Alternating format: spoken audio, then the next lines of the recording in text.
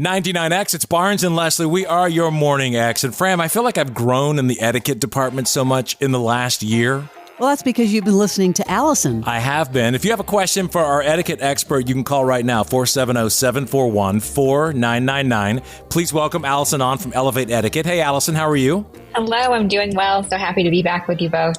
Thank you. And a lot of people were talking about the whole graduation thing, announcement versus invitation, which I never knew there were two things.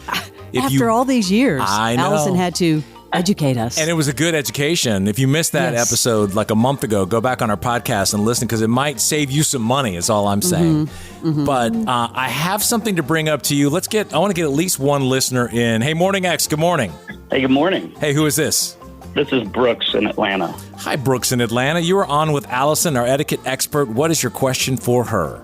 Hey, Allison. A few years ago, I was at an architecture firm, and they used to do a lunch and learn kind of thing, and they brought in an etiquette expert. I just wanted to tell the story and then ask you a question at the end, but it was an amazing turnout for the etiquette day, and they packed about 150 people in this big presentation conference room. And the lady got up there, and as you can imagine, she kind of had that Martha Stewart look to her, houndstooth skirt, all this. She was pristine and very poised and all that. So she asked for a volunteer to help her out, and had one of those big paper boards with a marker.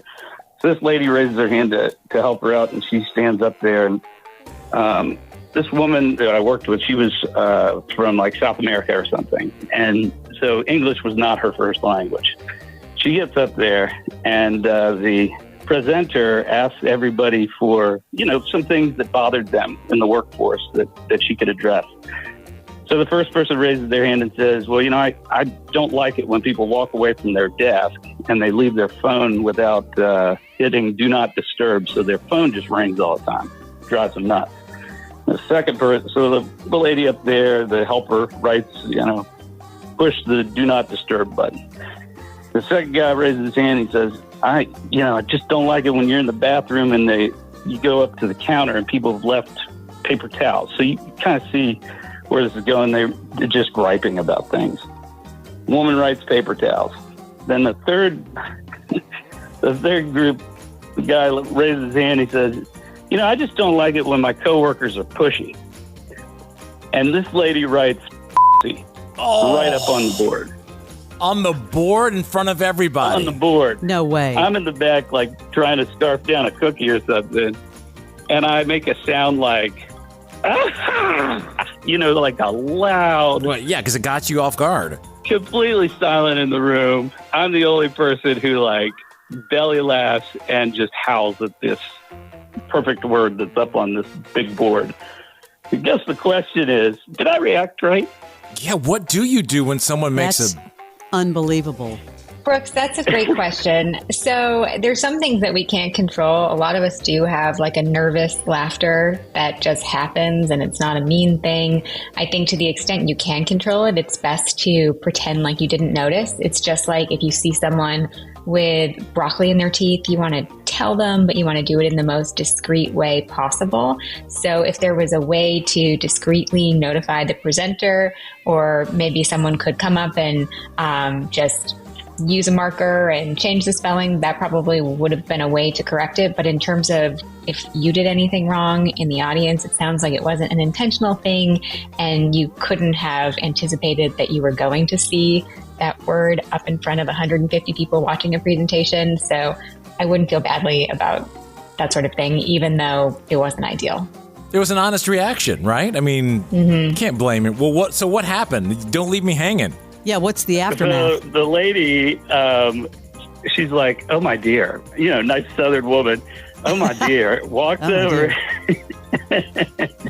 and does a big H over one of the S's. Oh, just fix the auto fix. Okay, that's funny. Wow. I would have been right there with you. I would have laughed also. Oh, man. Comic relief. It stuck with me for a long time. That's now. funny. Great. All right, dude. All thanks. right, Appreciate you calling. Thanks so much. All right, man. We'll see you later. Bye-bye. All right, Allison, etiquette expert. Yes. Here's my question. Okay. Had a dinner the other night outside, meeting up with another couple that we have not met this person's husband before. So we show up, it's 7-ish, still very bright, and dude had on sunglasses. Mm-hmm. Never took them off. Is that Travis Kelce? No, it was not Travis and his girl. What is the etiquette for sunglasses, especially when you're meeting people, but also inside? Is there such a thing as etiquette for that? It's a great question. There is. Yes, it's a great question. So long as you don't have any sort of medical condition in which you need to wear sunglasses all the time, it's recommended to take your sunglasses off when you're actually meeting someone, because eye contact is about building trust. It's also a big part of body language and understanding where the other person's coming from, what they're saying. So if you are outside, so long as it's not super, super bright, it's best to take your sunglasses off just for that initial meeting, and then you can put them back on if you're outside and it's bright and you're having a meal. That's what I do. Like if I walk up and I haven't met somebody, I'll pull my shades completely off of my head on purpose, get eye contact, you shake hands or whatever it is you do.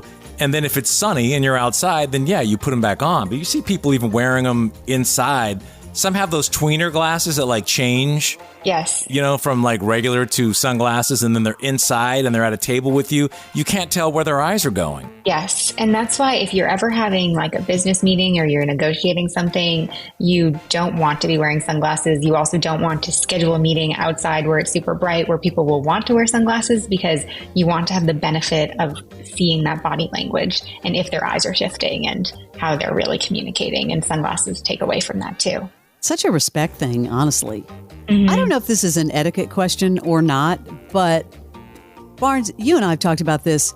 When to end text correspondence. But timing-wise? I get these chain, where you have a bunch of friends on a chain and everyone's responding and it's oh, well, thank you. Thank you to 10 people.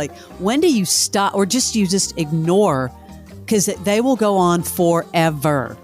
Barnes, you told me you just ignore them, right? Well, I just turn off the notifications. I mean, you can always go back and read it, but the fatal blow is when you exit the conversation, because then you're the jerk. Right.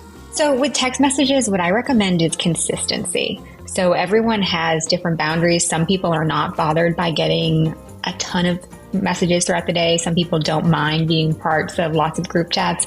Other people can't stand group chats and they don't want to see 1 million likes or 1 million comments and all that sort of thing. So I just recommend stick to consistency, whatever works best for you. So if you're going to look at your text messages at certain times of day or at the end of the day, that could be a good method. But what you don't want is to come across as you are extra enthusiastic and communicative, and then all of a sudden you're ghosting people. It's that lack of a consistent cadence that can cause some people to wonder about your relationship or why you're not responding. Or even how about people that get mad at you for texting them too late at night? Is it on them to turn off their ringer? Or is it on you to know everyone's freaking closing time? So I think that if you're texting someone very late at night, especially if it's work related, I would preface it with not urgent, but wanted to let you know, or something like that kind of says you don't need to respond to me immediately. But generally speaking, I think it's best practice to text during normal business or waking hours, unless you are in a really close relationship with someone and you know how those relationships are. Maybe it's okay to text your brother, but not necessarily your neighbor that you're more of an acquaintance with. Or learn how to work your phone and turn it into, good night mode, where only you can allow certain people to get through, but whatever. What if you're Barnes and, Barnes texts you and you don't get back within 2 minutes? Dude, I want to see those dots when I text you a question. I want to see the dots already bubbling. He's like, Fram, are you there? Are you there? I'm like, hey. Hello. Oh, that's funny. All right. Elevate Etiquette is where you can find Allison. I love your content on the interwebs. I feel like I'm at a girls' tea party when I look at all of your stuff. Oh, do you? Well, I'm glad. You're always welcome, and I'm glad you're there. You're so nice. Thank you, Allison. Thank you. Always good to see you both. Elevate Etiquette is her site. This is the Morning X. It's 99X.